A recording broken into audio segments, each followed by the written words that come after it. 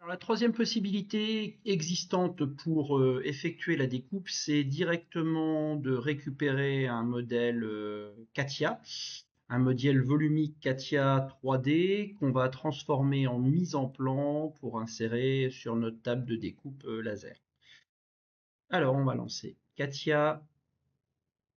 À partir de CATIA, on va pouvoir récupérer un modèle. Je vais prendre un modèle d'une pièce sur laquelle on va récupérer la mise en plan.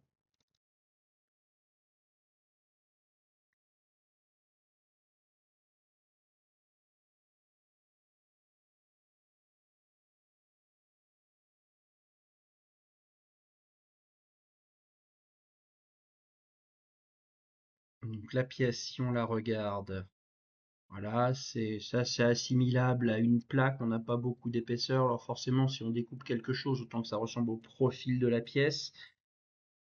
Donc je vais récupérer cet élément-là que je vais pouvoir découper. Remarque bien sûr par rapport à la pièce et par rapport, voilà, on va regarder directement sur le modèle 3D. Si j'observe mon modèle 3D lorsque je vais découper donc le trou oblong circulaire que je vois ici, les deux rainures, les trous. La question ici intéressante, donc la première poche, la deuxième, et ici je me retrouve avec les lamages. Donc les trous lamés, bien sûr, je ne vais pas pouvoir les découper. Ce que je vais uniquement voir dans ma partie découpée, ce sont effectivement le trou qui passe à travers, c'est-à-dire ceci. Alors, donc j'ai ma pièce ici. À partir de ma pièce, menu démarrer, conception, on va passer dans l'atelier drafting. L'atelier drafting nous permet de générer une mise en plan de la pièce. Je peux même choisir une mise en plan automatique, comme ça j'ai rien à toucher. Je vais lui demander une mise en plan automatique de ma pièce. Et voilà, j'ai pas besoin de cadre parce que je vais pas récupérer le cadre. Je peux supprimer ma vue de gauche, ma vue de dessus, ma vue de face. Je vais cacher mes traits d'axe et mon trou central. Voilà. Par rapport à ça, donc si j'affiche mon cadre de vue, je vais directement même supprimer les vues, pas supprimer essentiellement le contenant. Ce qui peut être intéressant ici par rapport à ma vue de face, c'est de vérifier que je sois bien en échelle 1 si je veux récupérer un élément qui soit à l'échelle 1. Bien sûr, également par rapport aux éléments que je vais retrouver à l'intérieur, je ne fais pas apparaître les lignes cachées, les pointillés, ni les axes, étant donné que je ne vais pas découper ni graver les axes sur ma pièce. J'ai dit par rapport à ma mise en plan que je ne pourrais pas découper les lamages, donc il va falloir que soit je supprime au clavier les lamages, soit je me fais un clic droit, cacher, afficher, et à ce moment-là, ils disparaissent aussi. Je serais peut-être même plutôt pour la deuxième méthode, étant donné que ici, en faisant ça, je peux retrouver les éléments qui ont été cachés. Et ça n'a pas complètement disparu de mon élément. Par rapport à ma pièce, les trous qui sont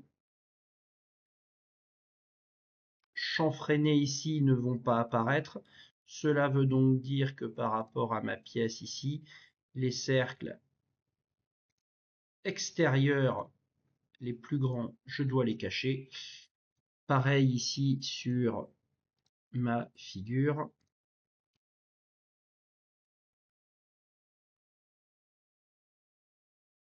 Il convient de cacher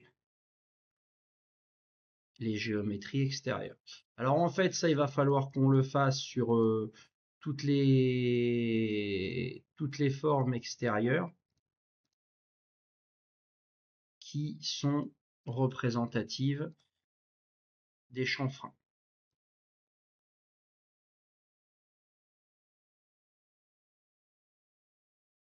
Donc soit on le fait ici directement, soit sinon par souci de fainéantise, ce que l'on peut faire ici, c'est le chanfrein ici, objet, on va le désactiver. Voilà, en désactivant mon chanfrein, il a tout désactivé ici. Et l'avantage dans la fenêtre ici, si on travaille de manière un peu intelligente et feignante, En faisant une mise à jour au clavier ou un CTRL U, il m'a directement tout fait disparaître et je me retrouve bien avec le profil de la pièce. Remarque, quand je vais découper mon O, alors le M, si je le découpe ou si je le grave, bon, cette zone-là, on va la graver à ce moment-là. Cette zone-là, on va la graver, on va pas la découper, comme ça sera très bien, on aura différents éléments. En activant ici, il va falloir que je cache ces trous-là et je me retrouve simplement. Voilà la pièce que j'ai. Donc ça, je vais l'enregistrer sous. Actuellement, c'est un fichier .catdrawing, donc une mise en plan Katia. Elle s'appelle, je vais aller la mettre dans son dossier S2CPRP TP Métro. Et donc ça, pour moi, TP Métro, c'est mon dessin de définition. Je le laisse au format drawing. Ok, pas très grave. Par contre, le format drawing, il n'est pas directement lisible par la machine. Et pour ça, il va falloir que l'on passe par un enregistrer sous. Et je vais changer le format et je vais le transformer en DXF, le deuxième choix qui vous est proposé. Enregistrer. Si je regarde dans le dossier, mon fichier .dxf sans extension d'ouverture ou sans pas rattaché au fichier, il apparaît là. Différence entre les deux, le CatDrawing, lui, va être lié à Katia et à la pièce, donc il est automatiquement reconnu par Katia. Et c'est les formes qui sont, si on fait des modifications ici sur mon part, les formes vont se modifier également. Le DXF n'est plus lié à Katia et le DXF est en fait une succession de traits. Tiens, on va fermer celui-ci, on va faire continuer. Si je reviens et que je ferme ça, mon DXF, je peux l'ouvrir directement avec Katia. Et si désormais je l'ouvre avec Katia, on va cacher ça. Si je l'ouvre avec Katia, ici c'est bien une succession de traits qui ne sont plus liés, donc j'ai plus la possibilité, si je modifie ma pièce, de récupérer ceci. Donc mon DXF, je vais le fermer, j'ai vu que ça fonctionnait, je vais pas le remettre en CatDrawing parce que c'était pas l'intérêt, mais ce DXF, je vais pouvoir l'injecter dans RDCAM.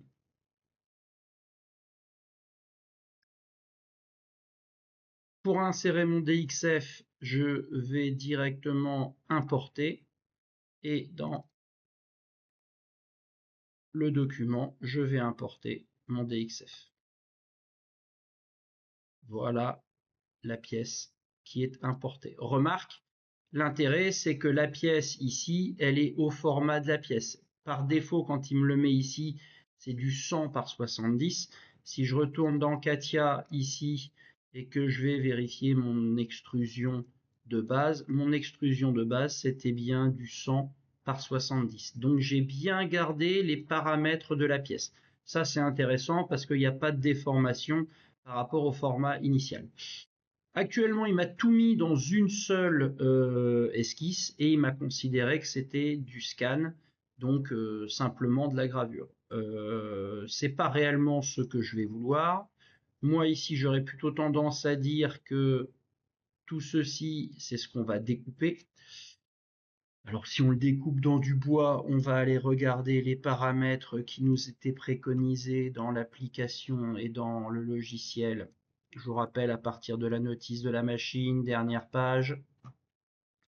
Si je viens chercher à l'intérieur, on va partir du principe, on va découper notre plaque dans du PMMA, tiens, du plexiglas de 6 mm. Si je viens découper ça dans du PMMA de 6 mm, il m'indique ici que pour de la découpe, il me faut 90% et une vitesse de 5. Donc là, c'est ce que je vais lui dire, une vitesse de 5 mm par seconde et un laser à 90%. Et je vais valider. Donc là, il va me découper toute la partie. Première chose, bon, alors là, je suis d'accord, je vais tout découper et on a simplement dit que la partie métro ici, on allait, elle, la mettre en gravure. Donc à ce moment-là, je sélectionne, je vais prendre n'importe quel calque. Tiens, je vais rajouter un calque vert. Et à ce moment-là, mon métro, il est mis dans un calque vert. Et ça, je ne vais pas le couper, mais je vais le graver. Les paramètres pour la gravure, c'est, j'y vais, dans les paramètres de gravure. Paramètres de gravure ici, c'était 65% et 300 mm/s. 300 mm/s et 65% en gravure. Validé, OK. Voilà. Remarque technique.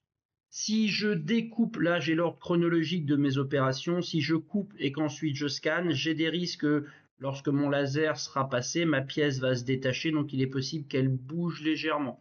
Il est donc plutôt intéressant de remonter le scan au-dessus, ou de descendre plutôt la deuxième. On va d'abord démarrer par le scan, et ensuite on va venir couper notre pièce. Voilà, là ça me paraît plutôt cohérent. Ma pièce, elle a été positionnée. Si je veux la sélectionner, je prends mon champ et je peux la sélectionner comme ça. Elle est mise au centre. Dans tous les cas, si elle est au centre de votre élément, c'est pas tellement grave, étant donné que ce qui va vous intéresser en réglage, c'est l'origine programme qui est là. Donc sur votre plateau ici, si vous avez que cette pièce-là, vous pouvez la laisser là. Rien ne vous empêchera, lorsque vous allez mettre en œuvre sur la machine, de vous positionner par rapport à un bord à partir du moment où vous allez définir dans l'étape, si je reprends mon sommaire ici, si à l'étape réglage des origines XY en page 10, je viens définir ma position à n'importe quel point sur mon plateau, voilà, par l'intermédiaire de la cible, vous pouvez vous positionner n'importe où. L'essentiel, c'est le réglage qu'il y aura sur la machine. Alors, je vais venir zoomer par rapport à ma feuille, donc là je l'ai mis ici. Qu'est-ce qu'il me reste à faire? Je vais quand même vérifier tout ceci par l'intermédiaire d'une simule graphique. Si je lance ma simulation, on est cohérent, il démarre bien par la gravure du métro TP. Après, entre guillemets, je n'ai pas d'explication à l'ordre de traitement, si ce n'est que normalement, il prend toujours la forme extérieure pour finir. Il part de l'intérieur et il finit par l'extérieur. Voilà, 3 minutes 30 pour réaliser la pièce, et ma pièce, elle est terminée. Les derniers éléments à faire, je ferme mon aperçu, je vais fichier sauvegarder, donc enregistrer, alors plutôt plus enregistrer sous que sauvegarder. Ça, je vais l'appeler TP Métro. Encore une fois, c'est pas grave si je mets le même nom, étant donné qu'à chaque fois, j'ai une extension différente. Rappel, ici, fichier.rld, je sauvegarde. Et dernière chose, je vais générer le fichier que je vais mettre successivement derrière sur ma clé USB, TP Métro, ici, enregistré. Alors, soit j'enregistre localement dans le dossier, puis j'enregistre sur la clé USB, soit je vais directement ici chercher dans ce PC, si ma clé USB est enregistrée, je vais sauvegarder directement sur ma clé USB. Ça fonctionne aussi. L'avantage là, c'est qu'on a une sauvegarde intermédiaire si besoin, et si on veut archiver l'ensemble des éléments. Le fichier est enregistré avec succès et c'est réglé. Si je vais vérifier ici dans mon dossier, j'ai bien un fichier .rld, celui avec le petit bateau rouge, et j'ai bien un fichier .rd qui est le programme à mettre sur la clé. Voilà. Après, il suffit de continuer les opérations et de retourner dans la procédure. Dans la procédure, ici, je vais à transfert d'un programme depuis la clé USB. Je vais là et je réalise la suite des éléments et des étapes pour réaliser la pièce.